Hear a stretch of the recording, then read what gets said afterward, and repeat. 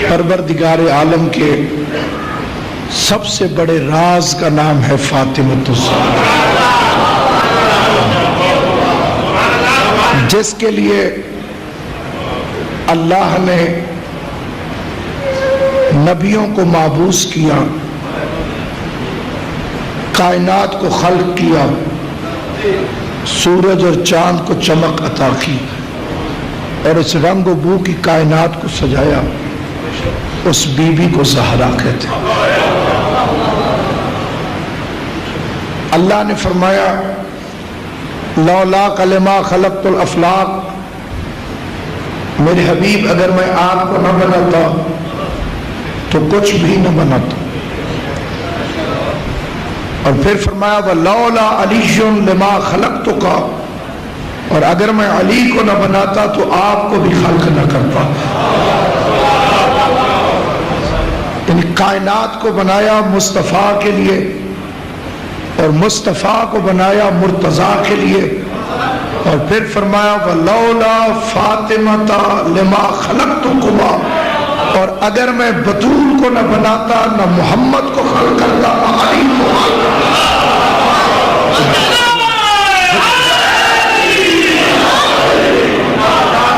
اس لیے علماء کرام سے تصدیق کیجئے گا کہ منکر الہی کی توبہ قبول ہو سکتی ہے، منکر رسالت کی توبہ قبول ہو سکتی ہے، منکر امامت کو توبہ سے معافی مل سکتی ہے، منکر زہرا کے لیے باب توبہ بند ہے۔ جو سیدہ کا منکر ہے اس کے لیے اللہ نے باب توبہ کو بند کر رکھا ہے، اور یہ اللہ کا اتنا بڑا راز ہے کہ اگر 14 معصومین کے اسماء گرامی کو دیکھیں، بے شک ہستیاں 14 ہیں لیکن قبلہ نام صرف 7 ہیں۔ 14 معصومین کے اصلی نام 7 ہیں۔ محمد ایک ہو گیا، علی 2، فاطمہ، حسن، حسین، چوتھے امام کا نام علی ہے، یہ پہلے آ چکا ہے۔ 5ویں کا اسم گرامی سرکار محمد ہے، یہ پہلے آ چکا ہے۔ 6واں نام ہے جعفر، جعفر نہیں جعفر۔ امام سے پوچھا گیا 8ویں امام ابو الحسن حضرت علی ابن موسیٰ رضا علیہ السلام مولا جعفر کا کیا مطلب ہے؟ فرمایا جعفر دودھ کی ایک نہر ہے جو جنت میں بہتی ہے، اور اس کا ذائقہ علی کی ولایت کی طرح۔ جس نے دنیا میں علی ولی اللہ والا مزہ نہ چکھا، اسے آخرت میں اس نہر کا مزہ نہیں چکھایا جائے، کیونکہ نہر سے وہ پیے گا جو جنت کے اندر داخل ہوگا، اور جنت میں داخلے کے ویزے کا نام ہے ولایت علی ابن ابی۔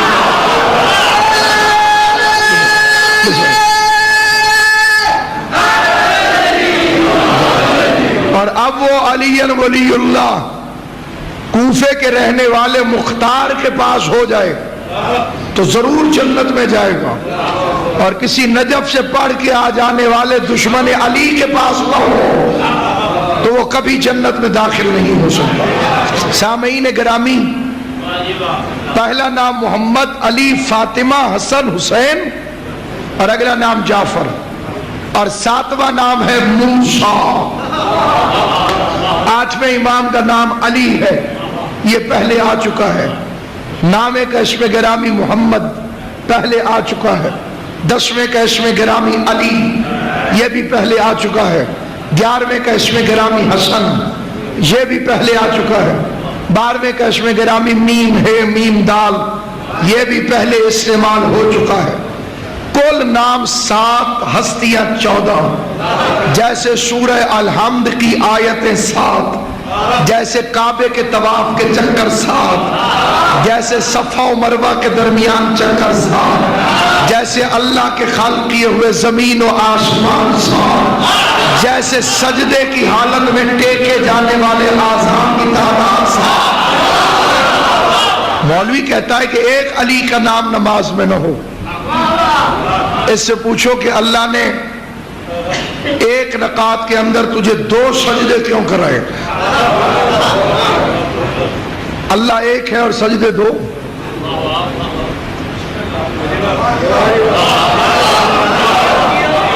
قیام ایک ہے اور سجدے 2. رکوع ایک کیا اور سجدے 2. کیونکہ حالت سجدہ میں 7 اعضاء ٹیکے جاتے ہیں. ایک سجدہ ہوتا تو 7 کا وسیلہ ہوتا. 2 سجدے ہیں تو 14 کے وسیلے.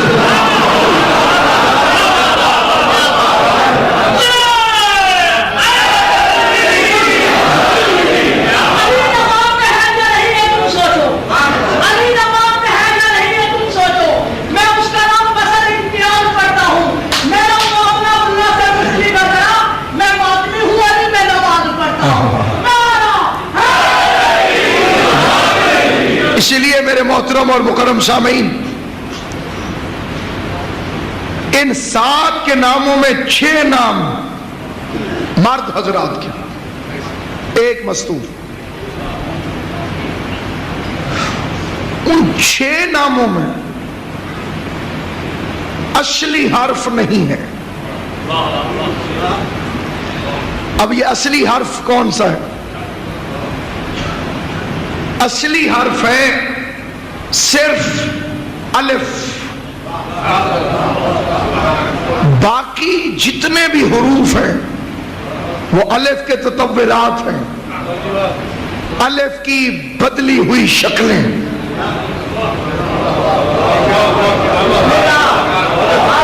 جو حرف ہے وہ صرف اور صرف اور صرف الف.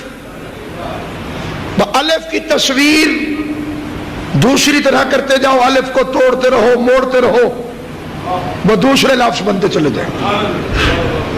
الف یوں کھڑا ہے اسے یوں کر دو دال بن جائے گا. الف یوں سیدھا ہے اسے یوں کر دو بے بن جائے گا. حرف اصلی علماء کے نزدیک صرف اور صرف الف ہے. اسی لیے اس کا نام بھی الف سے شروع ہوتا ہے. اور وہ اللہ والا الف نہ محمد کے میم ہے دال میں، نہ علی کے عین لام یہ میں، نہ حسن کے ہین ہے سین نون میں، نہ حسین کے ہے سین یہ نون میں، نہ موسیٰ میں نہ جعفر میں. وہ الف چھپا تو صرف فاطمہ میں.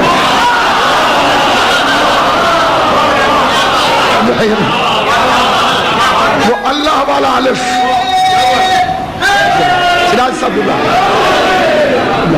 وہ اللہ والا الف سر سوائے سیدہ کے اسم گرامی کے کسی نام میں نہ پائے. فاطمہ چھڑانے والی.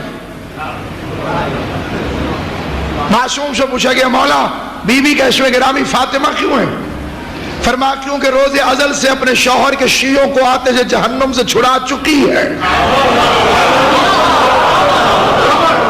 میں انہیں داد دیتا ہوں جنہوں نے فکرے کو سمجھا ہے. چھڑا چکی ہے، چھڑائے گی نہیں. بی بی پہلے سے اپنے شوہر کے شیعوں کو چھڑا چکی ہے. اس لیے ہر علی ولی اللہ کا پڑھنے والا اپنی جنت پہ مطمئن ہے. اور یہ جو اطمینان ہے یہ صدقہ ہے فاطمہ الزہرا. اس لیے سامعین گرامی یاد رکھیے، حدیث پڑھتا ہوں امام علی ابن الحسین زین العابدین علیہ السلام. ایک مل کے باواز بلند صلوات پڑھتے ہیں. امام نے فرمایا کہ اللہ تبارک و تعالی نے ہر فرد بشر کے دائیں اور بائیں 2 فرشتوں کو مقرر کیا، عاقب اور عتید، کرامن کاتبین. وَمَن يَعْمَلْ مِثْقَالَ ذَرَّةٍ خَيْرًا يَرَهُ. نیکی کر تو یہ لکھ لیتا ہے وہ ذرا سی بھی، اور گناہ کر تو یہ لکھ لیتا ہے وہ تھوڑا سا بھی. یہ لکھ رہے ہیں. غالب نے کہا تھا پکڑے جاتے ہیں فرشتوں کے لکھے پر نہ حق. آدمی کوئی ہمارا دم تحریر بھی تھا. ایک ادھر لکھ رہا ہے ایک ادھر. آپ نے انہیں لیفٹ نہیں کروائی. ہمارے بھائی 1400 سال سے ہر نماز کے بعد ان سے تعلقات بنانے کی خواہش میں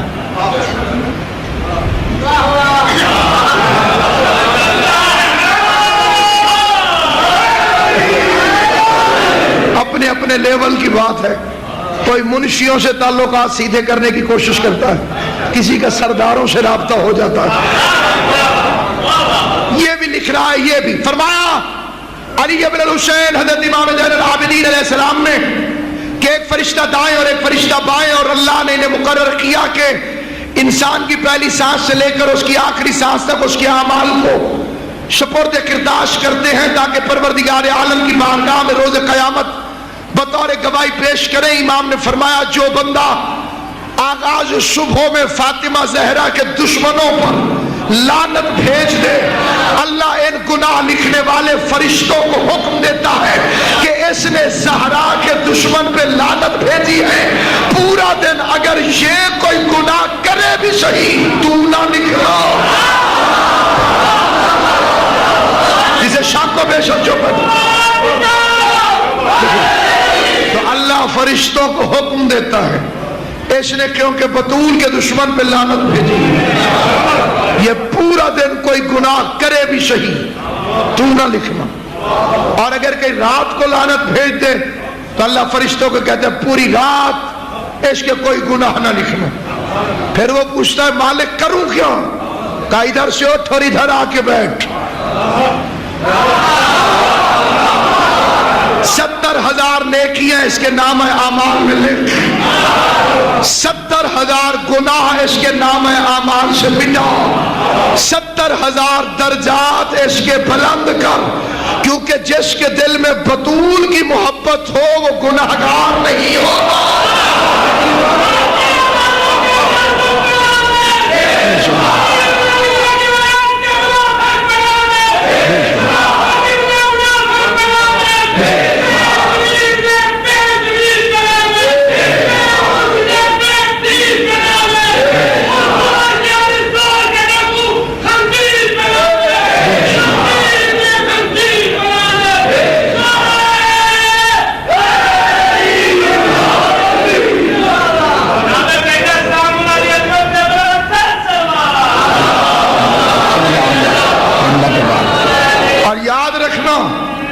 کہ بی بی فاطمہ زہرا کے دشمن پر لعنت بھیجنے سے پہلے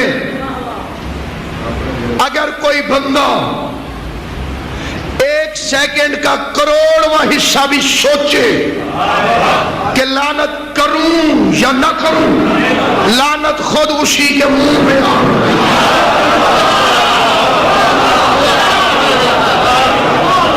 حدیث ہے حضرت امام موسیٰ کاظم علیہ السلام، حضرت ابو ابراہیم موسیٰ ابن جعفر نے ارشاد فرمایا کہ جو لیلۃ القدر جاگ کے گزارے، یہ بہار الانوار میں ہے، وصال الشیعہ میں حر عامری نے اسے تحریر فرمایا، فرمایا اگر کوئی جاگ کے گزارے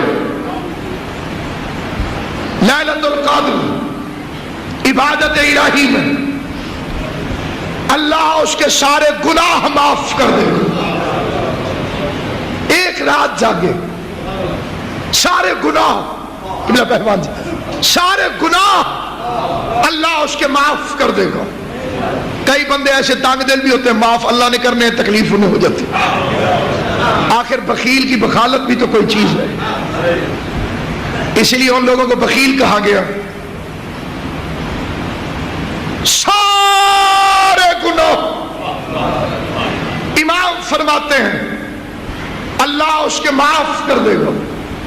جو ایک رات جاگے، ادراک کر لے لیلۃ القدر کو، عبادت الہی کرے، معاف کر دے۔ بعض علماء کہتے ہیں پورا سال میں کوئی ایک رات ہے جس میں لیلۃ القدر، اکثر علماء کہتے ہیں ماہ مبارک میں ایک رات ہے جسے لیلۃ القدر کہتے ہیں۔ پھر علماء کا اتفاق ہے کہ طاق راتوں میں ہے، پھر اتفاق ہے کہ رمضان کا خالی آخری عشرہ، اور بعض حضرات 27 پہ، اور ہمارے ہاں 19، 21 اور 23، ان 3 راتوں میں سے کوئی ایک رات۔ بندے نے پوچھا مولا کتنے گناہ اللہ معاف کرتا ہے؟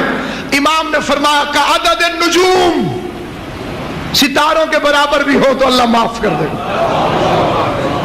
ریت کے ذروں کے برابر بھی ہو تو اللہ معاف کر دے گا. سمندر کے قطروں کے برابر بھی ہو تو اللہ معاف کر دے گا. بندے حیران ہو گئے. رات ایک انعام اتنا، رات ایک عبادت اتنی. امام نے حیران ہونے والوں سے فرمایا تمہیں اور حیران کروں؟ اتنا ہی ثواب اسے بھی ملے گا جو دو لڑے ہوئے شیعوں میں صلح کر لیتے. اور ہے یہ نہیں؟ دو لڑے ہوئے شیعوں میں امام فرماتے صلح کرا دے. خدا تجھے لیلۃ القدر میں جاگنے کے ثواب عطا فرما. اس نے کہا مولا اتنا آسان. فرمایا علی کی ولایت رکھنے والا بیمار ہو جائے، اس کی عیادت کے لیے چلا جا، اللہ تجھے لیلۃ القدر میں جاگنے کا ثواب عطا فرمائے. اس نے کہا مولا اتنا آسان. فرمایا شیعہ مر جائے اس کے غسل و کفن میں شرکت کر، اللہ تجھے لیلۃ القدر میں جاگنے کا ثواب عطا فرمائے گا. اس نے کہا مولا اتنا آسان. فرمایا شیعہ مر جائے اس کے جنازے کو کندھا دے دے، اللہ تجھے لیلۃ القدر میں جاگنے کا ثواب عطا فرمائے گا. اس نے کہا مولا اتنا آسان. امام نے فرمایا کیا تو جانتا ہے کہ لیلۃ القدر ہے کیا؟ اس نے کہا مولا آپ ارشاد فرمائیے. فرمایا لیلۃ القدر کی حقیقت میری دادی فاطمہ الزہرا ہے. تو بطول کے دشمنوں پر لعنت کر کے سو جایا کر، اللہ تجھے ہر رات لیلۃ القدر کا ثواب عطا فرمائے. اور اسی لیے قرآن نے بطول کے معنی یہ بتائے کہ جو مخلوق سے کبھی نہ جڑے، تبدیلا باطلا، کبھی نہ جوڑ مخلوق سے اور کبھی نہ کٹے خالق سے. اس بیوی کو بطول کہتے. اسی لیے تو مریم کی شادی نہیں ہوئی. ہو جاتی تو مخلوق سے جڑ جاتی. اللہ جانے کہ علی کون ہے.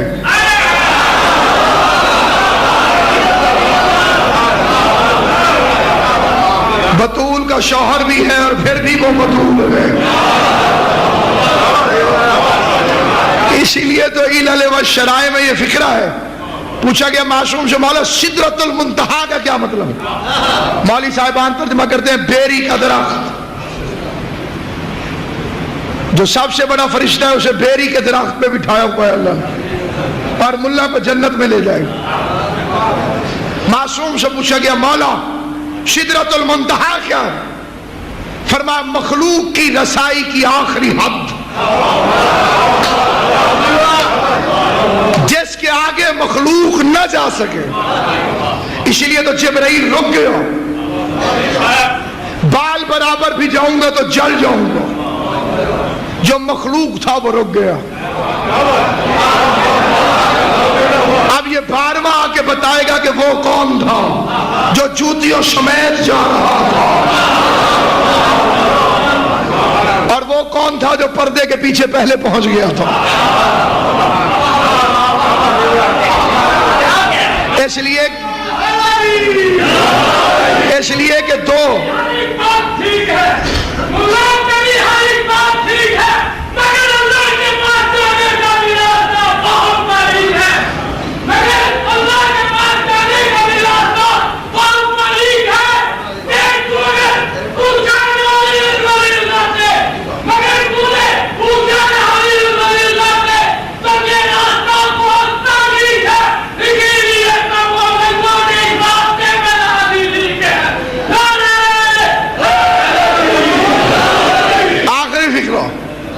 جوتیاں گئی عرش پہ.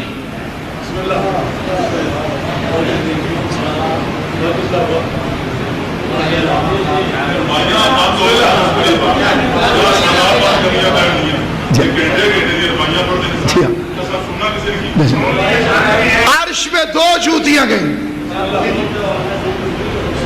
ایک رسول کے قدموں سے لپٹ کر، ایک علی کے قدموں سے لپٹ کر. فکرہ بدل دوں، ایک کو علی صاف کرتا تھا،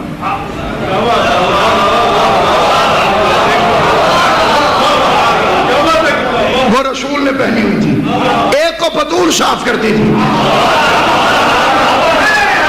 وہ علی کے قدموں میں تھی. جسے علی صاف کرتا تھا وہ پردے کے باہر رہی، جسے بطول صاف کرتی تھی وہ پردے کے اندر رہی.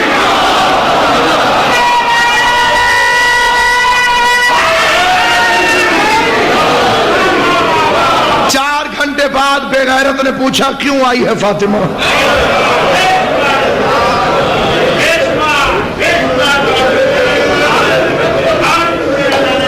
اختر چنیوٹی میں خدا رحم کرے گوندل صاحب فرماتے تھے اے خلافت ہمیں حق چھننے کا افسوس نہیں، پر گواہوں کی شرافت کا خیال آتا، صدیقہ طاہرہ راضیہ مرضیہ، گناہگار بھی جس کی عزت کرے تو جنت میں چلا جائے، واجب الجہنم بھی جس کا احترام کرے تو جنت میں چلا جائے۔ قبلہ و کعبہ تشریف فرمائیں، بے شک تصدیق کیجئے گا جہنمی جس پہ جہنم واجب ہو چکی ہے بطول کا احترام کرے جنت میں جائے گا۔ مجھے قبر حسین کی قسم، حور نے اور کچھ نہیں کیا، جہنمی تھا۔ حسین نے کہا تیری ماں تجھ پر روئے، گردن جھکا کے کہتا ہے میں آپ کی والدہ گرامی پر درود کے سوا کچھ نہیں۔ اس ایک جملے نے حر کو علیہ السلام بنا، قدموں میں گر کے کہتا ہے مولا کیا مجھے بھی معافی مل سکتی؟ تو شیراز صاحب حسین نے کیا فرمایا؟ کہا بھائی حر میں تجھ سے ناراض کب تھا؟ جو میری اماں کا حیا کرے میں اس سے ناراض نہیں۔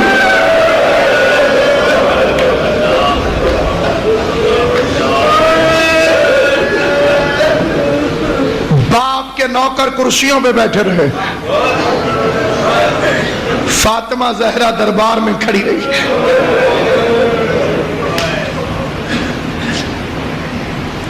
4 گھنٹے تک کسی نے پوچھا ہی نہیں کہ کیوں آئی ہے۔ جسٹس سلطان مرزا اپنی کتاب میں لکھتا ہے 4 گھنٹے بعد یتیموں والی ایک ٹھنڈی آہ بھری،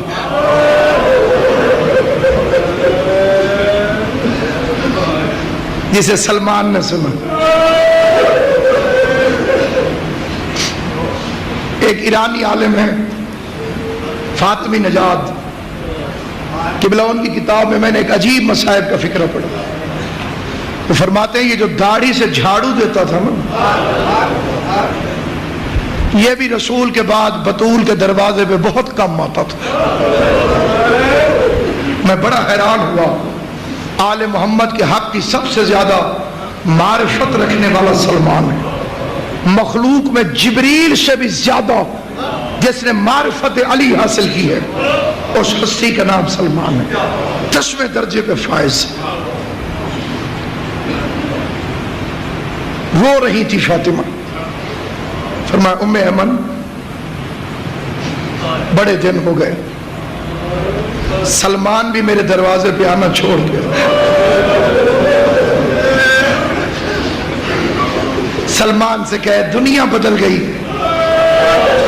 کیا تم نے بھی آنکھیں پھیر لی؟ ام ایمن کہتی ہے میں گھبرائی ہوئی مسجد میں گئی، سلمان مسجد کے کونے میں بیٹھا رو رہا تھا۔ میں نے کہا سلمان جلدی اٹھ، محمد کی بیٹی کو تیری وفاداری پہ شک آ گیا۔ رسول کی بیٹی کہتی ہے پورا مدینہ چھوڑ گیا، سلمان بھی میرے دروازے پہ نہیں آتا۔ سلمان دوڑا ہوا دروازے پر آیا، بی بی نے کہا سلمان تو میرے دروازے کی عزت سے واقف نہیں؟ کبھی بھی واقف نہیں، آتا کیوں نہیں؟ کبھی بھی جلا ہوا دروازہ دیکھا نہیں جاتا۔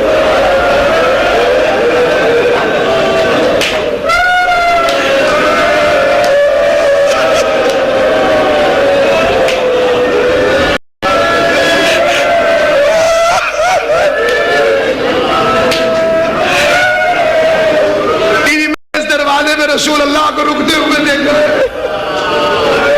اب جب دروازے پہ آتا ہوں تو جلی ہوئی لکڑیاں نظر آتی ہیں۔ آپ سن کے رو گئے ہیں قسمت فاطمہ الزہرا کی۔ ایران کا ایک عالم لکھتا ہے 36 بدماش دروازے کو اندر دھکا دیتے ہوئے اکیلی زہرا دروازے کو بند کرتی تھی۔ ظالم کہتے تھے فاطمہ آگے سے ہٹ جاؤ ورنہ ہم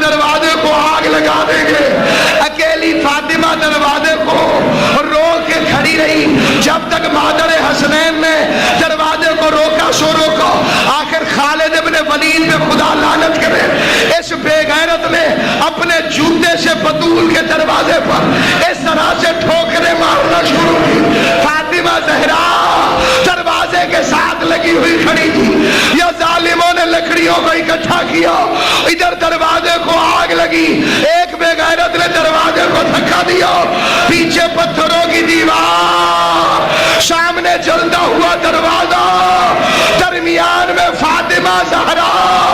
علماء لکھتے ہیں کہ شیعوں خالی لکڑی کا دروازہ نہ تھا، اس میں لوہے کی میخیں لگی ہوئی تھی جو آگ کے شعلوں میں تپ کے سرخ ہو گئی تھی۔ دروازہ فاطمہ زہرا کے پہلو میں لگا، یا لوہے کی میخ مادر سادات کے پہلو کے اندر تلوار کی طرح اتری، فاطمہ گرنے لگی۔ یا کنفذ ملعون نے ہاتھ میں تازیانہ اٹھا کر فاطمہ زہرا کو تازیانہ مارا، کربلا بن گئی مدینے میں، قبر محمد پہ زلزلہ آیا۔ ماتم کر کے ذکر کرو، قبر محمد مصطفیٰ پہ زلزلہ آیا۔ امیر المومنین جب غسل دینے لگے تو دیکھا فاطمہ کی پسلیاں پہلو میں شکستہ، رو کے کہا زہرا زخم کا کیا حال ہے؟ آواز یا علی ہذہی جراحت لابی، یہ زخم